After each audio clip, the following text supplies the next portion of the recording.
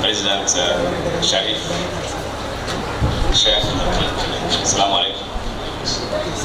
Excellencies, Ambassador, my good friend and able partner, Nikke, SRSG, President representative of new states or of Galmudug, Juba administration, Puntland, ladies and gentlemen, I come to my country, so I start by touching my heart. This is what I feel for Somalia. That's why I come from this country. madaxweynaha dowladda federaalka Soomaaliya wasiirada martida sharafta leh wakiilka qaramada midoobay wakiilada dowladaha sharafta leh salaamu calaykum waraxmatullaahi wabarakaatuh. waxaan idin sheegayaa wadankayga yaani mid sida daraadeed wadnaha ayaan gacanta ku qabanayaa si aan u muujiyo inaan wadankayga. Thank you for inviting me and inviting AMISOM to share this landmark occasion. This is a gathering of peace, but reminds me that, and I'm trying my Somali language here, Nabad Lani, Honorol Lan. Friends who don't know Somali like me, absence of peace is absence of life. The celebration of this new administration for the people of Somalia, Your Excellency, because it's for the people of Somalia, because it's not just for the people of the Southwest state, it is a celebration of life. Your Excellency, Shariif Xasan Sheikh Adan, congratulations, heartfelt congratulations. You have to do all within your powers now to make sure that the people who have entrusted you with this immense responsibility continue to enjoy peace and life. Or should we say in Somali again, An wada adalno wa an eshino. Let's talk means let's reconcile. Mr. President, elders, religious leaders, women and youth leaders, let's rally around the cause of peace and reconciliation, which is the bedrock for stability and development. The African Union, and indeed all of the people of Africa, who are sacrificing sons and daughters so that Somalis can enjoy peace and enjoy that Allah's given right to life, we will continue to support our Somali brothers and sisters. Sorry, I forgot the translator. No, you have done most of it. markuu raysad hambalyo madaxweyne waxaa sharafiya inaad igu marto. The people of Africa, African Union, would make sure we'll continue supporting our Somali brothers and sisters to restore the countries back to its place of pride and glory. Wassalam. Thank you. ugu dambeyntiina African Union midowga Africa waxay taageereen the Federal Republic of Somalia, Your Excellency Shariif Xasan Sheikh Adan, President of the Southwest Interim Administration, Ministers, the Technical Committee, dear elders, and people of the Southwest, representatives from the regions which I here see today, from Puntland, from IJ, Interim Juba Administration, Galmudug, civil society, the Special Representative of the Secretary General, the Special Representative of the African Union, the EGAN Special Envoy, my dear colleague ambassadors and partners, last but not least, AMISOM and all the security forces which have taken good care of us today. Assalamu alaikum. The European Union is very honored to be in Baidoa on this historical occasion for the Southwest and for Somalia. The people of the Southwest have surprised everyone against all odds. You have talked, you have reached out. We reconciled and paved the way for the election of Shariif Xasan Sheikh Adan on the 20th of November when the rest of us were gathered at the Copenhagen conference. Less than 6 months after the signature of the Mogadishu Agreement on 23rd of June, which I witnessed together with the colleagues from IGAD, the UN, and the African Union, you have been able to elect a president. A president, I must say, that is not just like anyone. He is one of Somalia's foremost politicians, and all of you know it.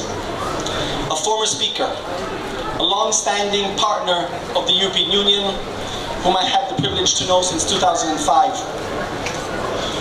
On behalf of the European Union, the High Representative, Ms. Federica Mogherini, and the EU member states present here today, Sweden, France, Germany, and Italy, I would like to offer my warmest congratulations to the new President of the Southwest, Shariif Xasan. You have been elected by an overwhelming majority and will have significant responsibilities on your shoulders.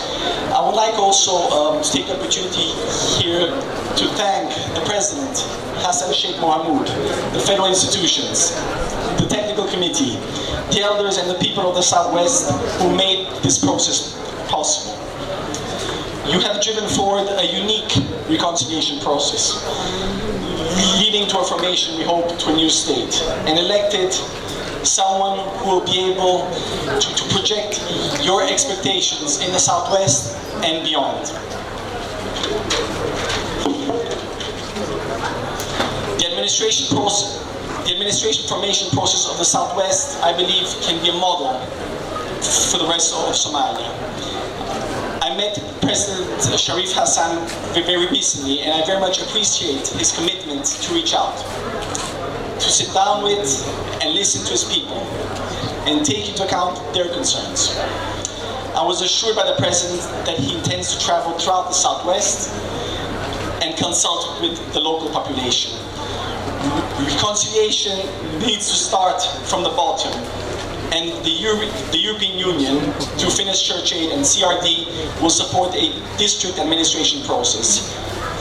You have created here in Baydhabo, and the President actually was involved in that, and back in 2006, a model of local governance accountability for Somalia. This remains very relevant still today and allows building a bottom-up administration with the people and for the people. And Mr. President Shariif Xasan, I look forward to meeting you and your government soon in Barawe. The challenges are many. We are sending next week a team here in Baydhabo to discuss immediate priorities, and I hope the New Deal process can soon reach Baydhabo and the Southwest. We are conscious your people need immediate delivery, and we will focus on these. We are delighted to see here today the representatives of Puntland, Jubas, and Galmudug. The regions, the special representative mentioned earlier, are the spearhead of the Federalist project, and we look forward to continued consultations with the federal government. It is for the federal government and the regions to work as a team to achieve 2016. The government has to respond to the needs of the federal units, but also the regions have to support the federal government and both ensure a delineation of responsibilities. Federalism is above all a two-way process of consensus building, and we will support these efforts. Finally, we will be accompanying the growth of this Somali child, the new Somali child. The appointment of the government, the upcoming steps of the government, the regional assembly, and the dialogue with the other administrations and the federal government. President Shariif Xasan, you can count on us to be with you and your people throughout this journey. Mahad Sani.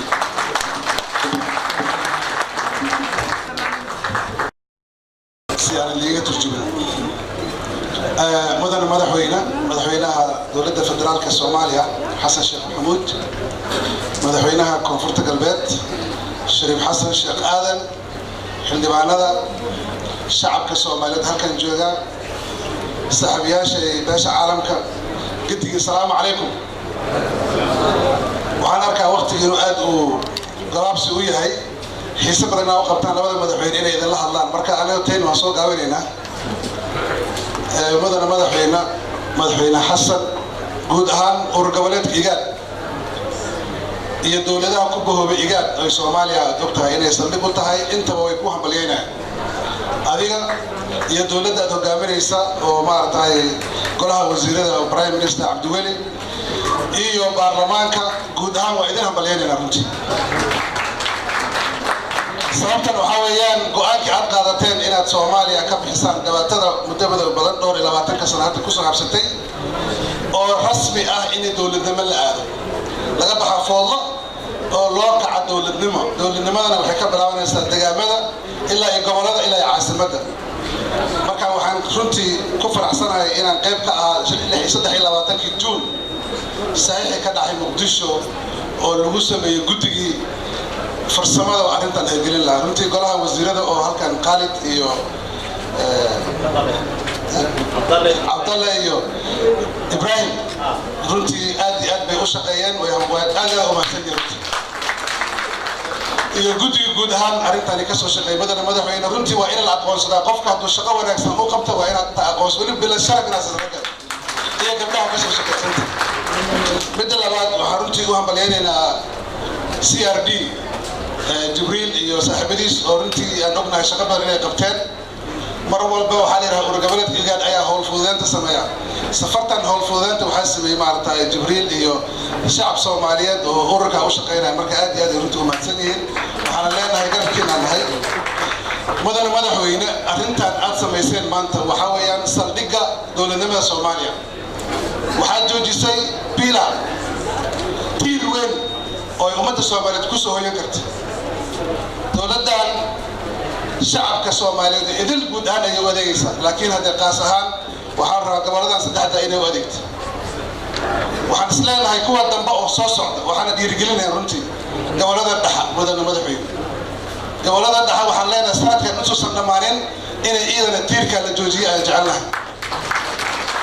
oo weliba wixii aad ururkan uga baahan tahayna runtii aan kula garab taaganahay waxaan rabaa maadaama waqti la haynin madaxweyne Shariif inaan u sheega hal shay lamid matid kuwa hadda ka horeeyay iyo kuwa soo socon doonaba saan ognahay waxaad ahayd speakerka Soomaaliya weliba maamul badan waxaad ahayd kusimaha madaxweynaha saan u maraynahay qaranka maantana waxaad tahay madaxweynaha koonfurta galbeed waxyaalo fara badan ayaa laga rajaynayaa runtii dib u heshiisiinta inaan halkan ka bilowdo Baydhabo aad ku xijisay deegaamada idil deegaanka ka soo dawladda hadda ka tirsan tahay Kismaayo aad tagta maartay Dhuusamareeb iyo Cadaadad aad tagta Jubal Puntland aad tagta gobolada Soomaaliya idil guddi runtii waxaan rabaa dawladda aad la shaqeysa aad kala shacabkan u heshiin lahaa shacabkan u heshiin u baahan kuwana adka waxaa la yiri maama hadday waxay tiri gabarta markuu niga guursaday boodada aan arkay hadday hagar ku jirin dhowr iyo 24 sano hadda odayaasha hogaaminaya qaranka waxaan rabaa inay nastaan oo shacabka fursad loo siiyo inay doortaan madaxda ay rabaan assalaamu calaykum waraxmatullaahi wabarakaatuh shukran halay aad u mahadsan وهي أمباسطور محمد أفي آدي يوم أسيهاي وحنو يريا أمباسطور كدولة إثيوبيا ويندمو أسمينو ويلكم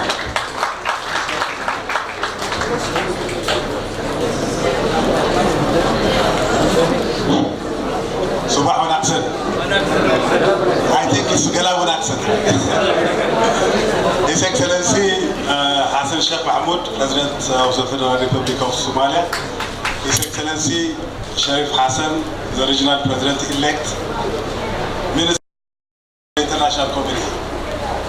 I have 4 very short messages from the people of Ethiopia and the government of Ethiopia. Ambassador Ethiopia كو وليتو سلام يا ريان مدحوينا جمهورية فدرالك الصومالية. I have 4 short messages. فرين يرجع الدولة شعب وينا يسلك يسيب كل سيارة. One is message of congratulations. Congratulations to His Excellency Shariif Xasan for being elected and overwhelmingly by his people. فرين تكوت وليدا ولينا هم بليانة مدحوينها koonfur galbeed ee Soomaaliya la dooradiya yan hambaliyaan farinta koowaad. The second message is message of solidarity. Ethiopia, its government, its people will be on your side. It's a long journey to improve the region. shacabweynaha Ethiopia iyo dowladda Ethiopia wali diyaarinaytaa waa mar walba la sugaayana dib u dhiska iyo horumarka deegaanada. The third message is message of thanks.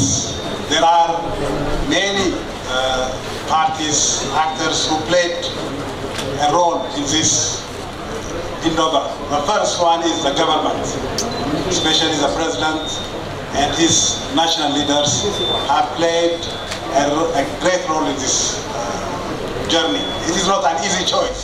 It was a very determined political choice on his part.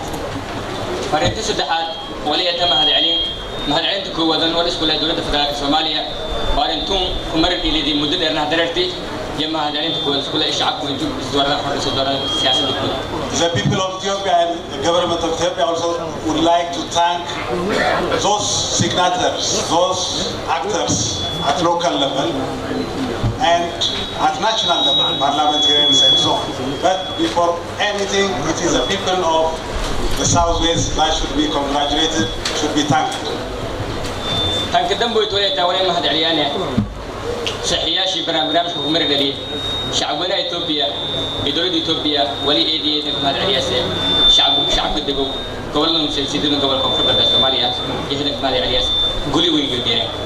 I should also thank the AMISOM forces. Without them, this difficult political process could not have been realized. I should personally thank the general, the sector commander. Ethiopia is proud of you. You have used your political and military skills to make this happen. kala kadambo toyana ma nagaanaha ciidamada AMISOM oo ku marinayay barnaamijku siin dareere gaar ahaan sector commander-ka waxaadna beelo fadhiya ADA ma nagaanaha. And the international community and the supporters like CRD, UNDP, all must be congratulated. This is my third message from the people of Ethiopia, message of thanks. farintan kadambo itoleta mahadceliyaan international community CRD barnaamijku taagtiyo kudirsan ADA ma nagaanaha. My final short message is a message of advice. farintan kadambo itoleta farin owane. This celebration is good, but this is not the end of the whole process. Celebration is a beginning of something bigger. dabaaldegun geeka xafladun geeka maskoy xafladeedu weyn way. There is a lot of responsibility on the shoulders of the president, but we know that he's able politician. He can do a difference, he can make a difference not only in this region but also nationally. So support him. This is the fourth and last message I have from the people of Ethiopia and the government of Ethiopia. farintan sidoo madaxweynaha waxaa sheeganay hal shaqeeyay la walwal badan ku bedeli doono inta leeyahay guud ahaan Soomaaliya ku bedeli doono dagaalka sugama caawiye madaxweynaha tartiib shaqeeyay. I would like to conclude by saying that again the message of solidarity, we are on your side. Again, there is a lot of tasks ahead of you and we wish you every best possible. Inshallah wala sii rajaa wal badan meelo jira reewan badan sii wad wal badan meelo bahayaan doonta wala basi laha eedina maasintay. For this process leading us here today. If the new leadership of the Southwest is ready to address its people's needs in an inclusive and transparent way, we are of course ready to continue to support this process. Since I'm Swedish, you won't be surprised when I will also say that in our view you also need to make a very strong prioritization of women's participation in your administration. Finally, as a committed long-term partner of Somalia, we welcome the progress made overall on the state formation process in Somalia. This is one of the most concrete achievements that we've seen in the past 9 months, I would say. We now look forward to being part of the ISWA broader engagement with local communities in the 3 regions, with the neighboring IRAs, with the federal government, and also with the international community and civil society. Thank you very much. Excellency Hassan Sheikh Mahmoud, President of the Federal Republic of Somalia, Excellency Shariif Hassan Sheikh Adem, President of the Interim Southwest Administration, Honorable Ministers, Excellencies, ladies and gentlemen. Today we are all witnessing opening yet another chapter in the history of the peaceful and stable Somalia. Turkey welcomes the formation of the Interim Southwest Administration. It's a great pleasure for me to congratulate President Shariif Hassan for acting as the President of the Interim Southwest Administration. This inauguration ceremony is a major milestone in the process of the emerging new federal Somalia. The formation of the Interim Southwest Administration and the election of the President Shariif Hassan are the latest manifestation of the collective determination of the Somali people and politicians to have a normal life across Somalia. It's also a clear sign of willingness of all relevant parties to attach great importance to the dialogue and compromise in the political struggle. We believe that as one of the most senior politicians in Somalia, President Shariif Hassan will work adamantly for the peace and development of all its constituents living in the region. We also believe that the Somali federal government and the Interim Southwest Administration will work together towards peace and stability in Somalia. Excellencies, Turkey is glad to witness and supports the establishment of local, district and interim regional administrations, paving the way to the consolidation and building of federalism in Somalia. Reconciliation throughout Somalia is the vital key to state and peace building. We are encouraged by the progress in the country at large in the past 2 years. We must commend the President of Somalia for all this progress has taken place under his able leadership. We also congratulate our patriotic Somali brothers and sisters on their tireless efforts and confidence in furthering progress in Somalia day by day. We would say that Somalia has undergone a remarkable transformation with the support of the Somali people and the engagement of the international community. However, Somalia is a critical juncture in its efforts to achieve security and stability. Somali people should be persistent and all parties concerned must work in harmony and in good faith to produce common solutions. Somalia should be allowed to lead its own transformation and in a manner that is compatible with their own circumstances. Excellencies, today is the time to assist the Somali federal government as well as the local administrations in their state building and peace building endeavors. It's a fact that only power sharing and resource sharing at the local level will bring a lasting peace and stability in Somalia. Local administrations should be supported and encouraged. In this respect, they have to put police stations, schools, boreholes, health clinics, and administrative centers in each regional administration. This approach only could justify the legitimacy of both central and local administrations in the eyes of the local people. Excellencies, under the pioneering and coordinating role of the UN and African Union, the international and regional community should continue to render its constructive support for the Somali people. In line with our desire to see a secure, stable and prosperous Somalia, Turkey remains strongly committed to supporting a state building and peace building process in Somalia. I wish the President Adam and the new administration every success. Thank you very much.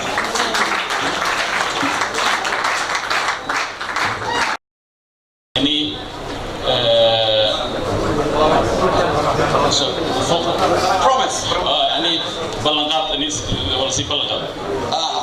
Okay, I promise that the United Nations will increase our presence here in Baydhabo in the coming weeks and that we will continue to support the process of building the Interim Southwest Administration.